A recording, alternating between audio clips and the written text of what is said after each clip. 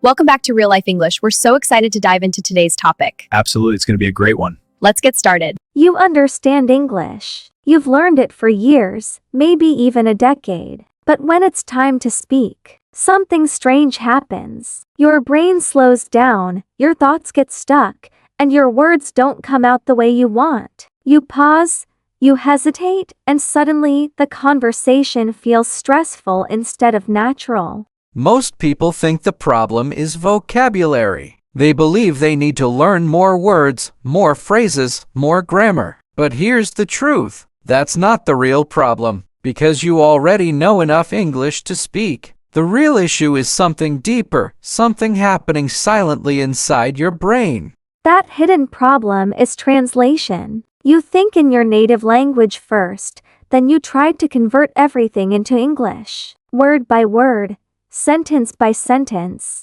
idea by idea. It feels normal because that's how you were taught. But this habit is the biggest reason you cannot speak fluently.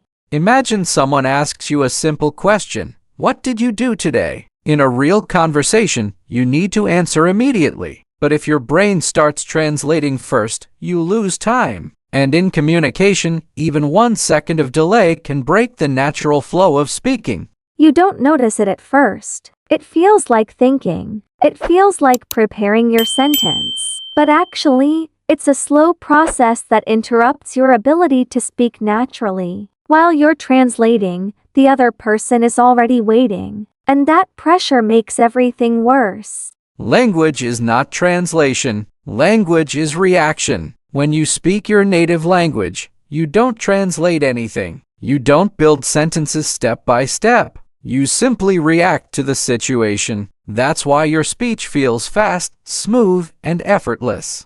But in English, your brain is using a completely different system. Instead of reacting, it's processing. Instead of expressing, it's converting. And that's why you feel slow, even though you know what you want to say. This is not your fault. It's the result of how you were trained. In school, you learned English through translation. You learned meaning in your language first, then matched it with English words. That system works for exams, but it fails in real communication.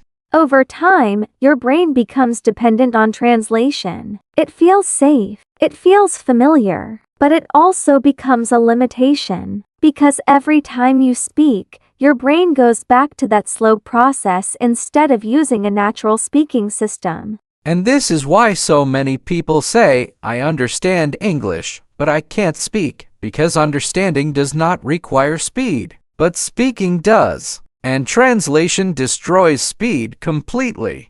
Let's look at a simple situation. You want to say, I'm tired today, but your brain doesn't say it directly. First, it forms the idea in your native language. Then it searches for the English equivalent. Then it checks if the grammar is correct. And only after that, you speak. That whole process may take 1 or 2 seconds, but in conversation, that delay feels very long.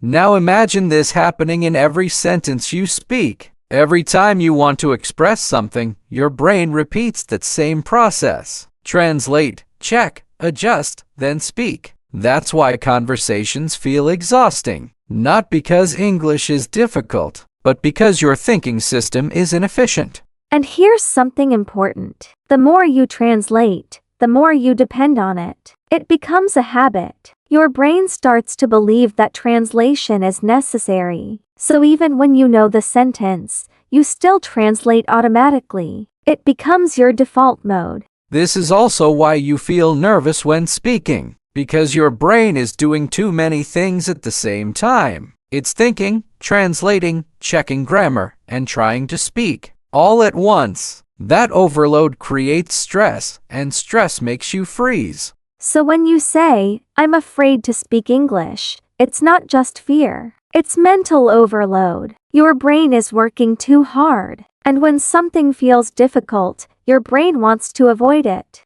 Let's compare this to driving a car. When you first learn, you think about everything. The steering wheel, the pedals, the mirrors. But after practice, it becomes automatic. You don't think anymore. You just drive. Speaking English should be the same. It should feel automatic. But translation keeps you in the beginner stage forever. You never reach that automatic level because your brain is always going through extra steps. And this explains something very important. Why some people with less vocabulary speak better than you. It's not because they are smarter. It's because they don't translate. They think directly in English.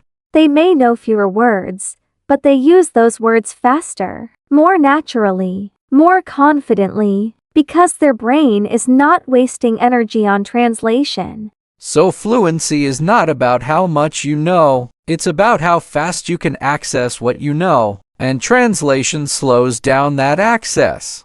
Now here's a key idea. You don't need to remove translation completely in one day. That's impossible, but you can reduce it step by step, and that's how real progress happens. Start by noticing when you translate. Just become aware of it. Don't judge yourself. Don't try to stop immediately. Just observe your thinking process.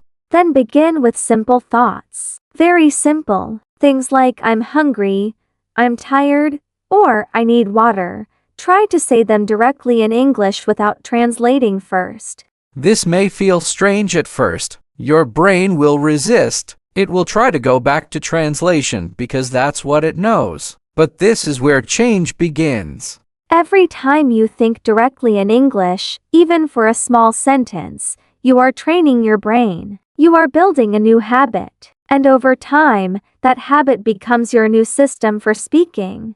Now let's talk about the real solution. If translation is the problem, then the solution is simple in theory, but powerful in practice. You need to build a direct connection between meaning and English. That means when you see something, feel something, or experience something, your brain reacts in English immediately, without going through your native language. For example, when you feel hungry, don't think in your language first. Don't translate the sentence. Just say in your mind, I'm hungry. Keep it simple. Keep it direct. The goal is not to be perfect. The goal is to build speed and natural reaction. You can practice this anytime, anywhere. When you walk outside, describe what you see. The sky is blue. It's hot today. There are many people. These small sentences are powerful because they train your brain to connect reality directly with English. Another powerful method is self-talk. Talk to yourself in English. Not full conversations, just small thoughts. What are you doing right now? What are you feeling? What are you planning to do next? This habit slowly replaces translation with direct thinking. At first, your sentences will be simple, maybe even a little broken. That's okay. Fluency does not start with complexity. It starts with speed, and speed comes from repetition and familiarity. Over time, your brain will begin to change. You will notice that some sentences come faster. You won't need to translate them anymore. They just appear in your mind naturally. That's the moment you're looking for. And once that happens, your confidence will grow. Because now, speaking feels easier. You don't feel stuck anymore. You don't feel lost in your thoughts. You feel more in control of your communication. This is how fluency is built. Not by memorizing more words, but by changing how you use the words you already know. That's the shift that most learners never make. So if you've been studying English for years and still can't speak, don't blame yourself. Don't think you're not good enough. You just need to change your system, and that starts with your thinking process. From today, try this simple rule. If the sentence is easy, don't translate it. Say it directly in English. Build that habit slowly, one thought at a time. That's how real transformation begins. And remember, progress is not instant. It's gradual, but if you stay consistent, your brain will adapt. It always does. That's how humans learn language. In the next episode, we're going to explore another hidden problem, a problem that most learners completely ignore, but it has a huge impact on your speaking ability. It's the listening problem, not just understanding words, but understanding speed, rhythm, and real conversation flow. And without fixing this, speaking will always feel difficult. because listening and speaking are deeply connected. If you don't hear English naturally, you won't be able to produce it naturally either. So if you're serious about improving your English, don't stop here. Continue this journey with us. Watch the next episode and start building real fluency step by step.